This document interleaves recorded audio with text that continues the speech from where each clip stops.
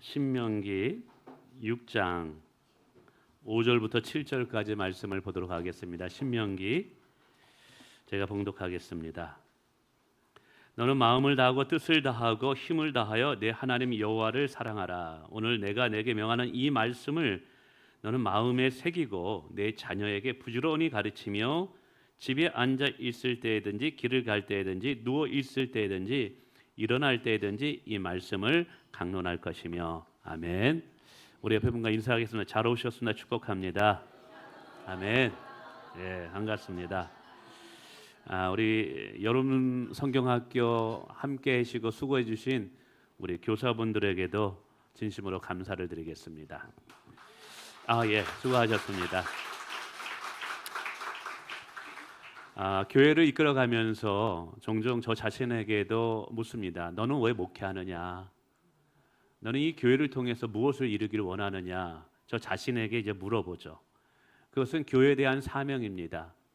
교회의 사명 중 또 목회자가 이 교회에 존재해야 하는 이유 중에 하나는 성도 한 사람 한 사람을 하나님을 사랑하는 사람으로 세워가는 일이 교회의 존재 이유고 또 제가 목회하는 이유 중에 하나입니다. 그러나 교회 사명은 오늘 지금 이 시간만을 위해서 존재하는 것은 아니라는 것이죠. 교회에 또 다른 한 사명이 있는데 그것은 다음 세대를 믿음으로 일으켜서 시간이 지난 이후에도 여전히 하나님의 사명을 감당하는 자가 이 땅 가운데 있고 하나님의 뜻을 이루는 자들이 우리 자녀들 가운데 배출되게 하기 위함인 줄 믿습니다. 오늘 신명기 6장은 우리에게 하나님께서 마음을 다하고 뜻을 다하고 힘을 다하여 내 하나님 여호와를 사랑하라 라고 우리에게 말씀하셨지만 그리고 당부한 것이 있습니다. 그것을 너의 자녀들에게 가르치게 하라. 부지런히 가르치라 라는 말씀입니다. 저는 이 말씀을 기억하면서 오늘 우리 교회가 다음 세대를 세워가야 하는 이유들을 함께 생각해 보기를 원합니다. 먼저 다음 세대를 세워가야 할 이유를 들려면 간단히 세 가지로 한번 말씀드리고 싶습니다. 첫째로는 믿음의 신앙은 자연적으로 전수되지 않는다는 것이죠. 부모님이 믿음이 좋다고 부모님이 목사님이고 장로님이고 권사님이라고 해서 자녀들이 자연스럽게 여호와를 경외하는 것은 아니라는 것입니다. 오늘 본문에서 이야기하고 있습니다. 내 자녀에게 부지런히 가르치며 집에 있을 때든지 앉아 있을 때든지 길을 갈 때든지 하나님의 말씀을 부지런히 가르치라는 것이죠. 왜 부모님들에게 자녀들에게 하나님의 말씀을 부지런히 가르치라고 이야기할까요? 여러 이유가 있지만 하나님의 말씀을 가르치지 않으면 하나님의 말씀을 잊어버리기 때문에 그렇습니다. 하나님의 말씀을 잊어버리면 어느 사이에 자녀들의 마음에 하나님이 주인으로 거하시는 것이 아니라 세상의 헛된 가치관과 세상의 잘못된 생각들이 자녀들 가운데 자리를 매김하고 있을 수 있기 때문에 그렇습니다. 그것이 지속하게 되면 어느 사이엔가 우리는 우리의 귀한 자녀들을 세상에 빼앗길 수 있다라는 것이죠. 뿐만 아니라 왜 부지런히 가르치느냐? 믿음의 전승은 자동적으로 되는 것이 아니기 때문에 그렇습니다. 부모가 신앙이 좋다고 자녀들도 자연스럽게 신앙이 좋을 거라고 생각하지 말라는 거예요.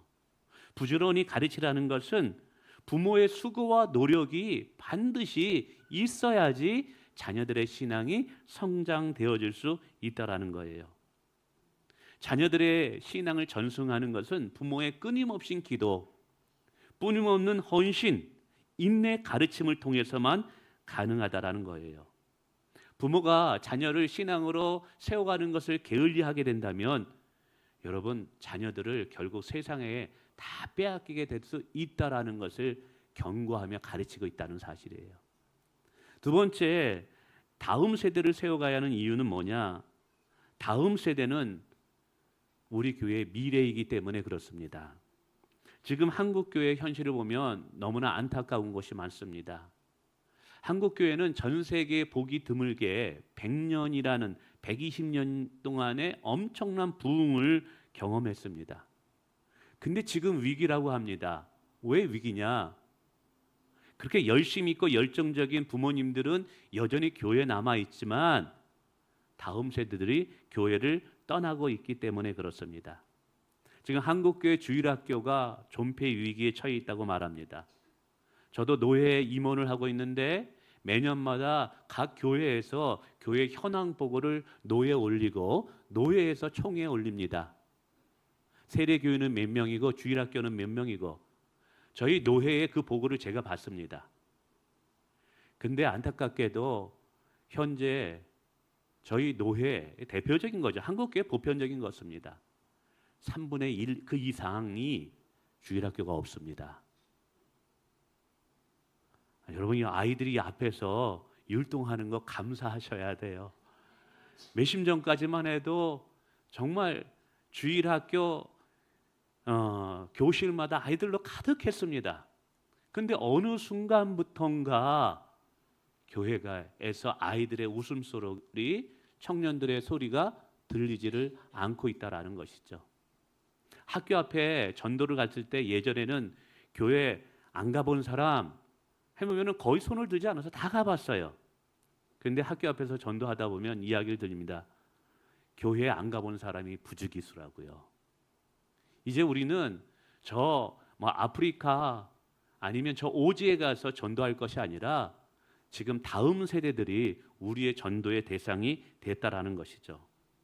지금 감사하게도 그래도 우리 이 교회당에는 우리 어르신들로 가득 차 있지만 다음 세대를 위해서 투자하지 않고 다음 세대를 믿음으로 세워가지 않는다면 몇십 년 지나면 이 공간은 비어있는 공간이 될 게 뻔합니다. 우리가 아무리 지금 열정을 가지고 기도하고 열정을 가지고 사역을 한다 할지라도 우리 자녀들을 믿음으로 세워지지 않게 하면 그렇게 못한다면 여러분 몇 년 이내에 이곳에서는 빈텅 빈 건물만 존재할 것이라는 것이죠.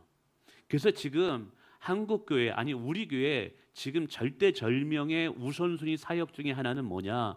다음 세대들을 말씀으로 세워서 우리가 아름답게 세워진 건물도 사실은 다음 세대들을 위해서 짓는 거거든요. 근데 그곳에 다음 세대들이 없다면 세워진 건물이 무슨 의미가 있겠느냐라는 것이죠. 물론 저출산으로 인해서 여기저기 심각한 문제를 겪지만 교회도 또 그 저출산의 영향을 받습니다. 우리가 알듯이 저희가 성수동 제 자녀들이 경수중학교를 다녔어요.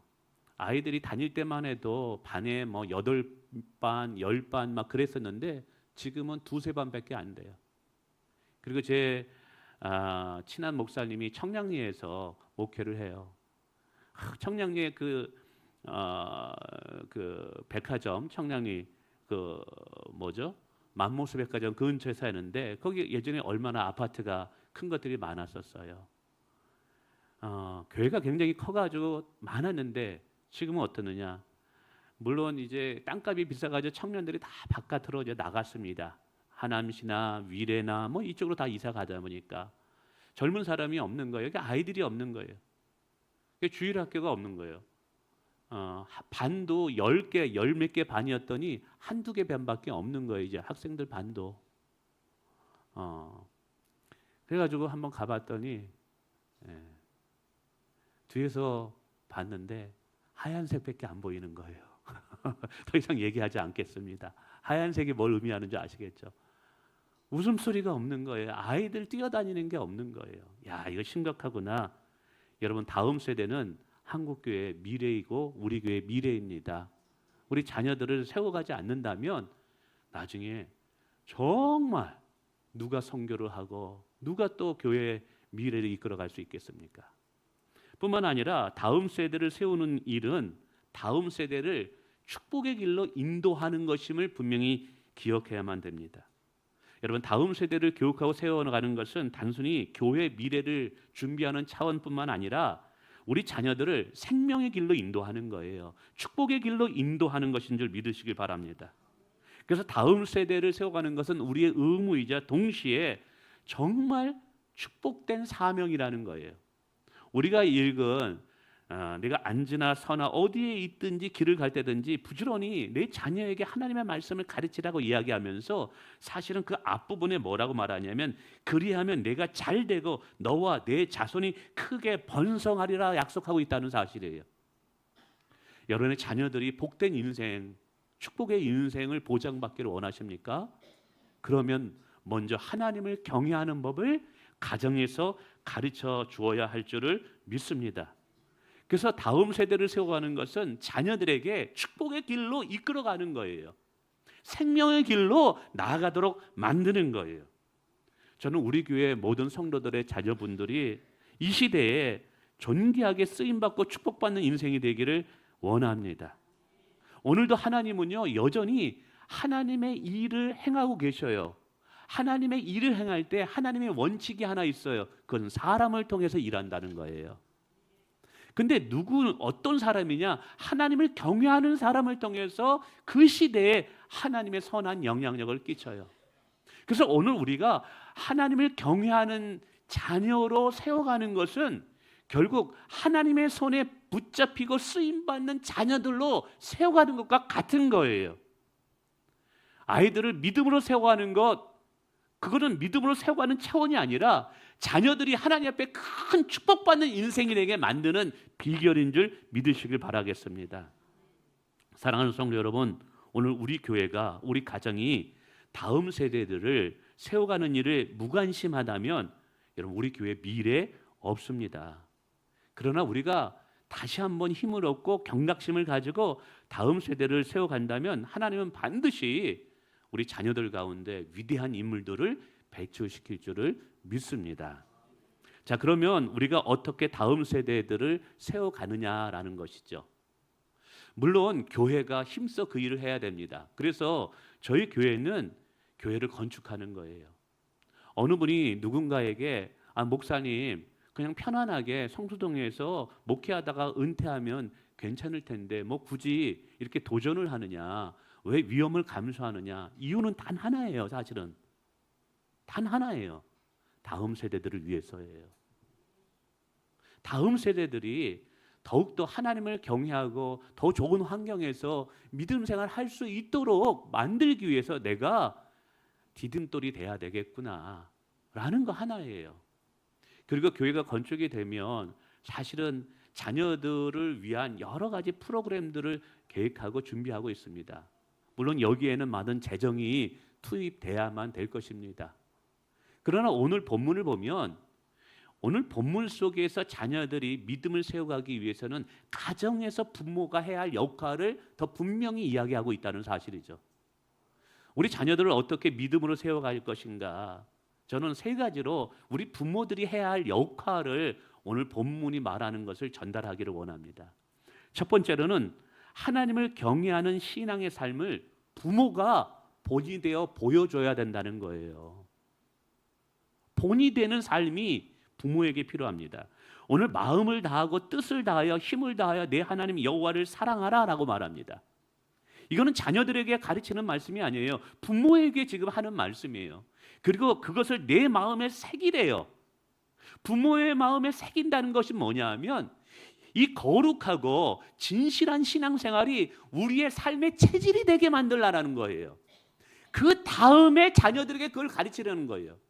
이 말은 말로 자녀들에게 가르치면 안 된다는 거예요. 우리의 신앙의 삶을 통해서 자녀들을 가르쳐야 된다는 것이죠. 그래서 신앙 전수의 출발점은요, 부모 자신의 삶임을 기억하시길 바라겠습니다. 우리 부모님들이 진심으로 하나님을 경외하고 사랑하는 삶을 살면, 그리고 그런 삶을 살아내면 자녀들은 그것을 보고 배운다는 거예요. 여러분, 신앙의 전수는 세상에 교육과는 차이가 있어요. 세상의 교육은 의대에 들어가기 위해서 점수를 잘 맞아야 된다고 얘기하고 있어요. 그래서 수학 공식 암송을 해야 되고 영어 단어를 암송하고, 그래서 그 머릿속에 얼마나 지식의 정보를 쌓느냐에 관점이 있습니다. 성격이 개떡 같다 할지라도 점수가 좋으면 서울대 의대 들어갈 수 있는 거예요. 그러면 성공했다라고 교육은 이야기하고 있어요. 근데 교회 교육은 그런 게 아닌 거예요. 정보를 심어주는 것이 아니라 삶을 변화시키고 체질을 변화시키는 것이 신앙교육의 목적인 거예요.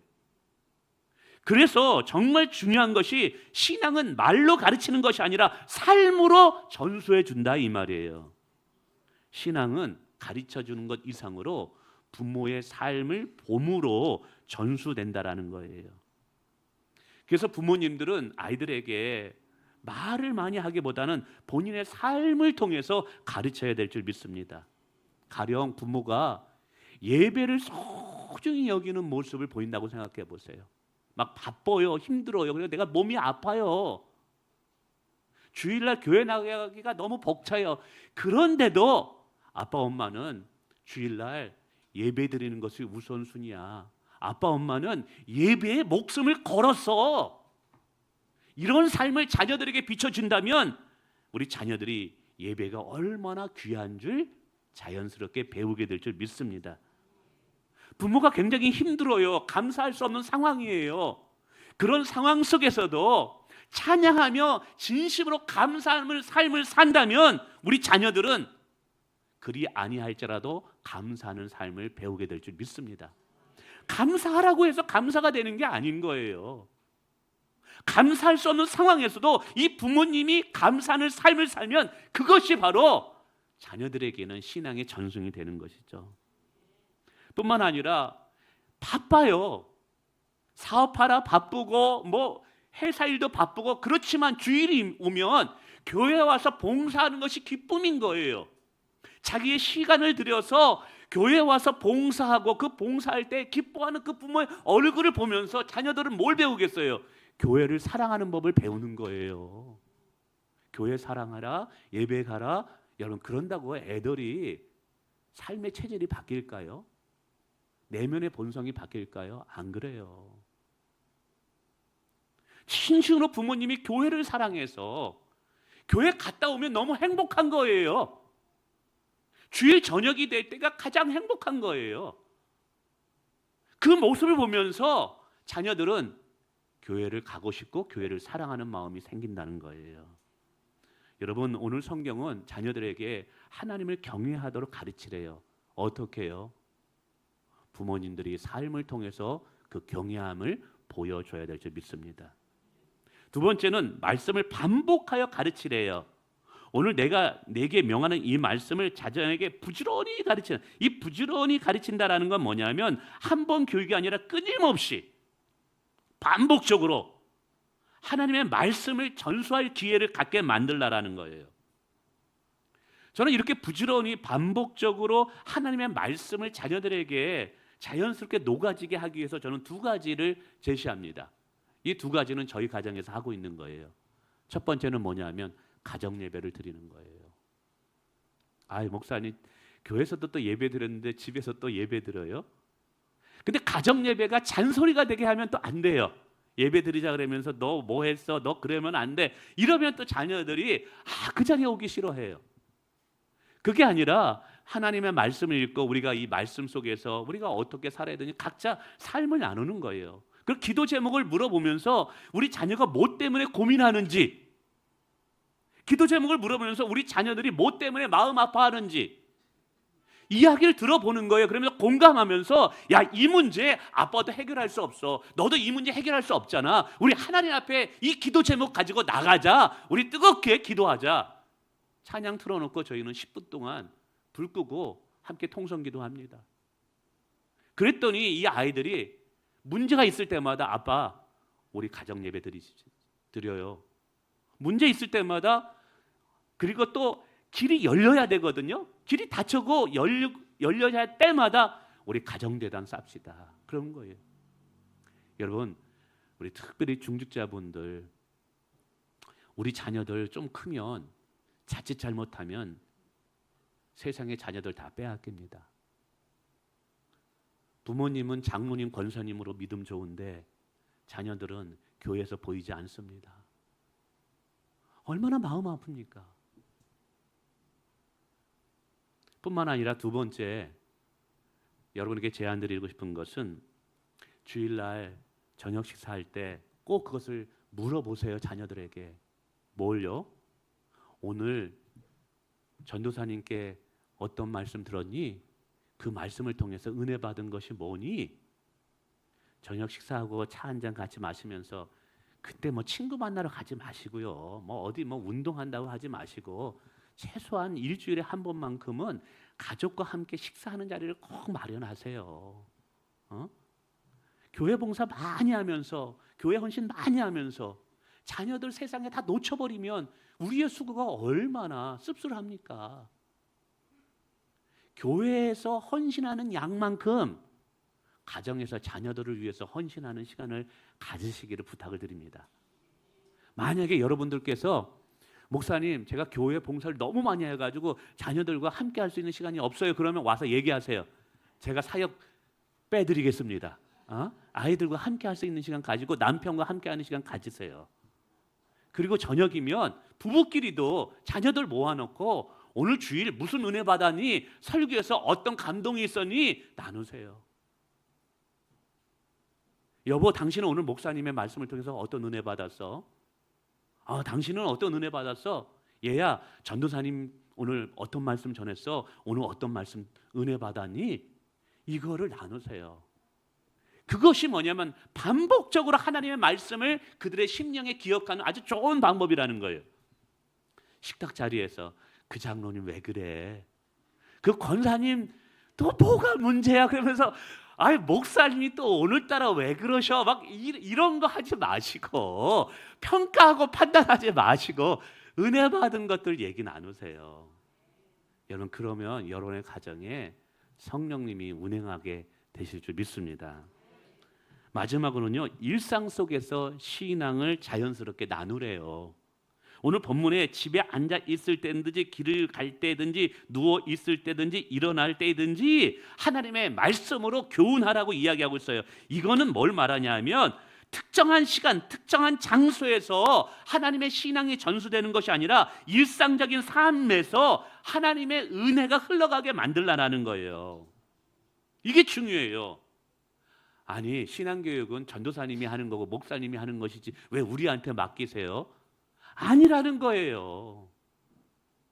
주일날 물론 우리 전도사님과 우리 교사들이 여러분의 자녀들을 말씀으로 양육할 거예요. 그러나 오늘 본문의 말씀은 뭐냐면 어떤 특정한 시간, 주일이라는 어떤 시간, 특정한 장소, 교회에서만 신앙교육이 될 게 아니라 우리의 삶 전반 모든 부분에 신앙이 흘러가는 장소가 되게 만들라는 거예요. 할렐루야. 가령 밥상에서 감사 기도하는 순간 자녀들은 하나님을 의식하는 법을 배우게 될 거예요. 자녀들과 함께 길을 가다가 자연에 대해서 창조주 하나님을 이야기하면 살아있는 지식이 신앙으로 이어지게 될 거예요. 특별히 어려운 문제가 있을 때 가족과 함께 기도하는 습관을 가져야 돼요. 혼자 어렵다라고 해서 혼자 교회 와서 기도하지 마시고 반드시 자녀들과 함께 가족이 함께 기도하는 거룩한 습관을 가져보세요. 그러면 자녀들은 위기 앞에서 하나님을 찾는 것을 배우게 될 줄 믿습니다. 그러니까 평상시에 부모의 대화, 평상시에 사소한 그 모든 순간순간이 신앙을 전수하는 교육의 환경이 되게 만들라라는 거예요. 신앙은 특별한 순간이 아니라 매일의 삶에서 전해져야 될 줄을 믿습니다. 오늘 이것을 설명하고 있는 거예요. 결국 우리의 자녀가 어떤 신앙을 가질지는 이게 중요해요. 부모 세대가 무엇을 보여주고 부모가 무엇을 가르치고 부모가 어떠한 신앙의 삶을 살아내는지가 우리 자녀의 신앙을 결정할 수 있다라는 사실이에요. 믿으십니까? 그러므로 사실은 다음 세대를 세워가자고 이야기했을 때 이 어떻게라는 방법을 하나님은 부모가 어떻게 변화될 것인가를 먼저 언급하고 있다는 사실이에요. 그러므로 우리는 자녀들 앞에 결단해야 돼요. 내가 먼저 하나님을 진심으로 경외하고 사랑하는 부모가 되리라. 말씀을 먼저 내 마음에 새기고 그 말씀이 나의 거룩한 습관이 되게 자녀들 앞에 살리라.